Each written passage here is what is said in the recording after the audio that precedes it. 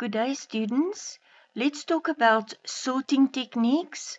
If you look at chapter 23 in your prescribed textbook, you'll see that there are many sorting techniques, such as insertion sort, bubble sort, merge sort, and so on. In the follow-up module, CMPG 222, you'll discuss some of these sorting techniques in more detail, but for this module, we're going to focus on selection sort as an example, and the aim is for you to understand the basic principles of sorting in general. Most sorting techniques consist of two loops, an inner and an outer loop, and then at least one, sometimes more if statements, and then there will be swap statements to swap two elements in an array. If we look at selection sort, it's based on having two parts, a left end of the array and a right end of the array. The left end is regarded as the sorted part of the array, and the unsorted part is regarded as the right end of the array. When we start at the starting point of the sorting, the entire array is of course unsorted, so the entire array is regarded as the right end of the array and the sorted part is empty. So let's look at an example. On the screen in front of you, you'll see 8 elements in an array, unsorted at the moment. The purpose is to sort the elements in ascending order from smallest to largest value.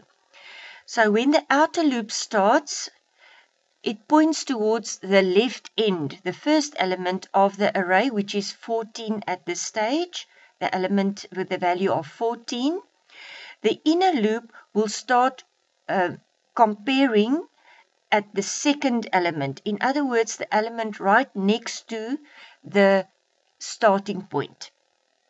The inner loop, the purpose of the inner loop is to identify the smallest element in the remainder of the array. In other words, the right end of the array.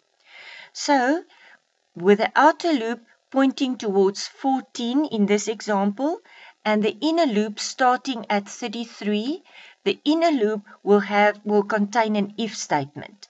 And the if statement will compare the 33, the first element of the inner loop, with the 14, the element that the outer loop is pointing towards.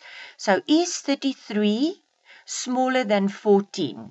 Remember, we are sorting in ascending order. We are looking for the smallest element to swap it with the first element of the array. If it was descending, then it would have checked for the largest element. But now it's ascending order, so the inner loop will say, is 33 smaller than 14? No. Then it will move, the inner loop will move to the next element. Is 27 smaller than 14? No. Then the inner loop will move to the next element. Is 10 smaller than 14? Yes. If that is the case, the smallest element now at this stage is 10. So the inner loop will continue. The inner loop will always go up to the very last element because the last element can be the smallest one.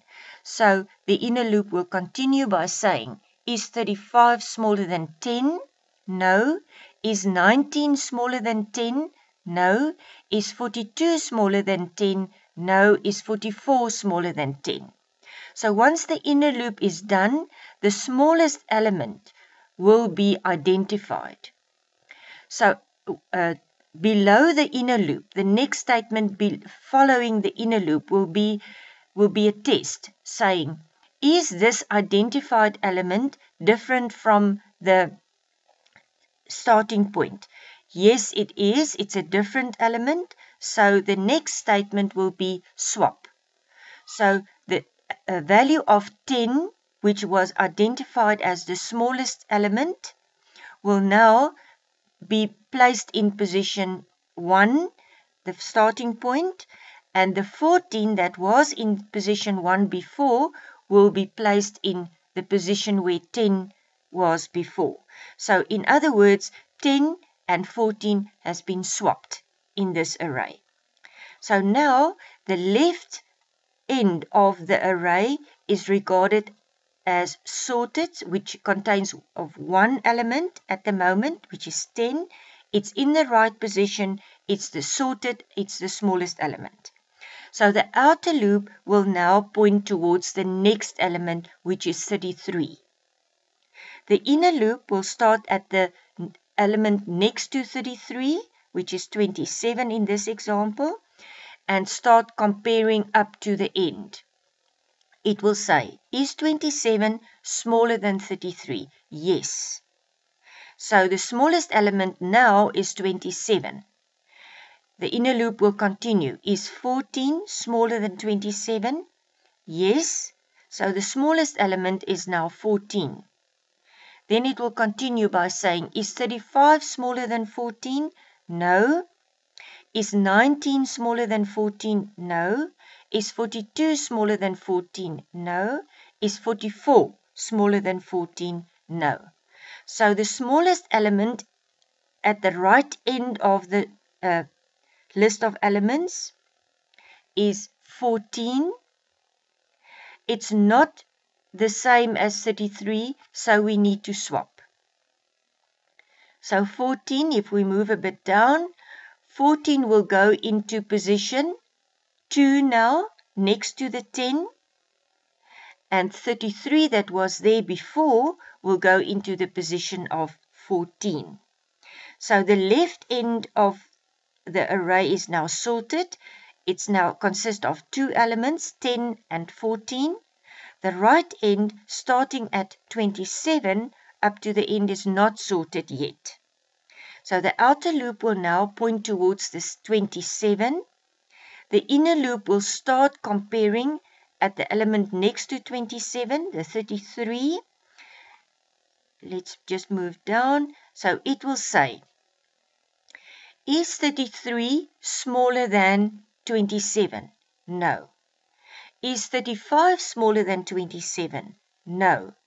Is 19 smaller than 27? Yes. So the smallest element is now 19, but the inner loop will continue until the end. It will say, is 42 smaller than 19? No. Is 44 smaller than 19? No. So the smallest element has been identified as 19. It's not the same as 27. It's a different element, so swap. So 19 will go into the position of the previous position of 27, if that makes sense. And the 27 will now move to the position of 19. All right, so now the outer loop starts at the next unsorted element. The sorted part is now up to 19, 10, 14, 19, the sorted left end of the array. 33 is the first unsorted element. Outer loop points towards 33. Inner loop starts at 35 in this example. So again, is 35 smaller than 33? That's the job of the inner loop, to test, to find the smallest element. So 35 is not smaller than 33. Is 27 smaller? Yes. So the smallest element is now 27. Is 42 smaller? No. Is 44 smaller? No. So once the smallest element has been identified in the unsorted part of the array, it will be swapped. So 33 will move into the position of, that was 27's position before. 27 will go into 33's position. So the sorted list at the left end is now 4 elements, and the unsorted list 4 elements. So the outer loop starts at 35, again, the first unsorted element, and the inner loop will start testing at the position right next to 35. So is 33 smaller than 35? Yes. So the smallest element is 33. Is 42 smaller than 33? No. Is 44 smaller than 33? No. So now the next task is to swap. If it's not the same element, swap. So 33 is now at the sorted end, and 35 is now the first element of the unsorted part of the array. So inner loop, outer loop points towards 35, inner loop starts at 42. Is 42 smaller than 35? No. Is 44 smaller than 35? No. So there's no smaller element identified, so 35 will stay in its position and not be swapped. Then the outer loop will move towards the next element, which is 42. The two unsorted elements is now 42 and 44, but it must be checked just to make sure that there's no smaller element still remaining. So the outer loop, just note that the outer loop will not go up to the last element, because the reason for that is the inner loop must have the opportunity to run for a last cycle. Because if the outer loop goes up to the very last element, the inner loop can't run and it will give you an error. So please remember that the outer loop will go up to the second last element. The inner loop will always go up to the last element of this sorting structure. So the outer loop points towards 42 now. The inner loop starts at 44. It will say, is 44 smaller than 42? No. So the inner loop is done. The outer loop, the test will be done. Must it be swapped? No, because 44 is not smaller. So now the entire list is sorted. So that's basically the logic behind selection sort. So in the next video, we'll look at the coding that needs to be done to get selection sort done.